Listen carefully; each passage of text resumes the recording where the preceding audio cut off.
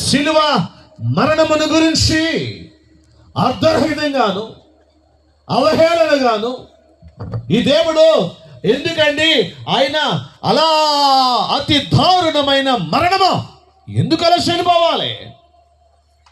చాలా మంది యూట్యూబ్లో వేళకోళం చేసేవాళ్ళు, అవమానపరిచేవాళ్ళు, సిలువ అంటే వేళకోళంగా అవమానకరంగా మాట్లాడేవాళ్ళు కోకోలుగా మారిపోయారు. ప్రైజ్ ది లార్డ్, హల్లెలూయా. ఈరోజు దేవుని సందేశం ఇస్తుందంట, నశించిపోవచ్చిన వారికి, ఏంటట భ్రష్టులైపోతున్న వారికి క్రీస్తు సిలువ మరణము ఎలాంటిదట? అర్ధరహితమైనది.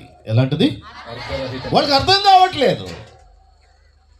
Praise the Lord. దేవుడైతే సింహంలాగా తిరగాలి కదా, దేవుడైతే ఇదిగో అనేక మంది రక్షించాలి కదా, ఆయనే రక్షణ లేకుండా చేతులు చాచి చనిపోయాడే. దీనిలో అర్థమేముంది? ఈరోజు ఈ 3వ రోజు ఈ కొండ మీద ఎక్కిన నీవు క్రీస్తు శిలువ మరణము గురించి నువ్వు అర్థం చేసుకోవాలి. ఇదిగో రక్షించుచున్న వారికి అది దేవుని శక్తి అయి ఉన్నది. గట్టిగా చప్పట్లు కొడదామా? రక్షించబడుచున్న నీకు,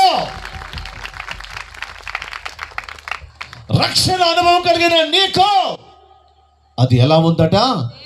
దేవుని శక్తి అయి ఉన్నది. ప్రైజ్ ది లార్డ్, హల్లెలూయా, హల్లెలూయా, హల్లెలూయా, హల్లెలూయా. తండ్రి వందనం.